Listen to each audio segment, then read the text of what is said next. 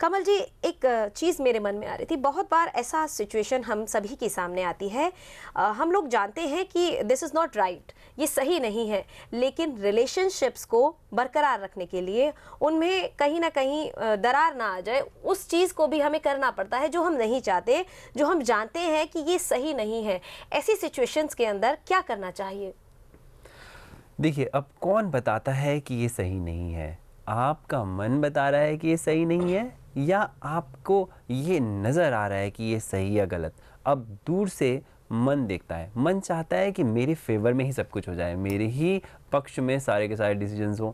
मन की कुछ एक्सपेक्टेशंस होती हैं दूसरों से भी। सो हमारा मन चाहता है कि दूसरे भी हमारे अनुसार चलें, जबकि ये शरीर भी हमारे अनुसार नहीं चलता। तो बाहर वालों से क्या अपेक्षा रखें, क्या एक्सपेक्टेशन रखें?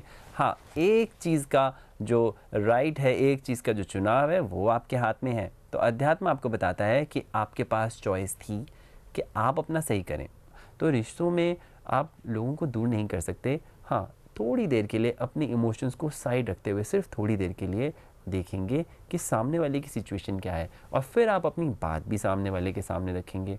जब अपनी तरफ से सही मन के साथ उसे अपना मानते हुए, सिचुएशन को अपना मानते हुए अपनी बात रखेंगे, तो सामने वाले के अंदर भी आप एक परिवर्तन, एक चेंज पाएंगे, और फिर सामने वाला भी आपके साथ उसी टोन में आ जाएगा बात करने के लिए।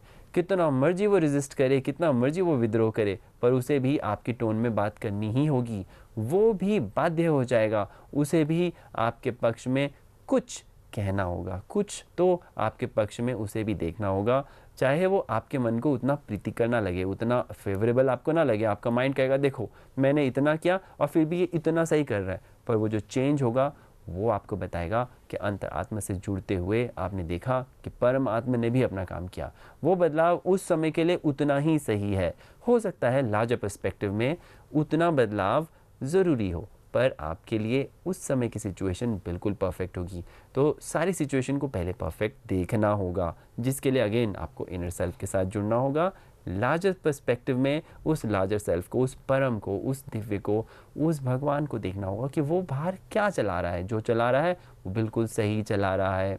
एक छोटा बच्चा चाहता है कि ये चीज़ मेरे हिसाब से बदल दी जाए, पर जो उसके माता पिता हैं, जो बड़े हैं, वो उसको सही रूप में, उसके लिए जो सही है वो ही कर रहे होते हैं। हाँ, बच्चे को उस समय बड़ा दुख होता है कि देखो मेरी बात नहीं मानी, पर जब वो बड़ा होता है तभी जान पाता है कि ये सही था। हाँ, उस समय मुझे बुरा लग रहा था।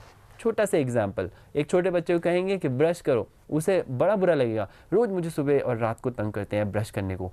पर आप बाद में जानेंगे, जब 30-35 साल के हो जाएंगे, 40 साल के हो जाएंगे, जब दांत खराब होने लगेंगे, तब जानेंगे कि वो ब्रश करने की आदत कितनी ज़रूरी थी। और आप ऊपर वाले का और उस परमात्मा का, अपने माता पिता का, उन सब सगे संबंधियों का शुक्रिया अदा करेंगे कि देखिए वो आदत मुझे सही मिली, मेरे लिए उस समय वो सही था।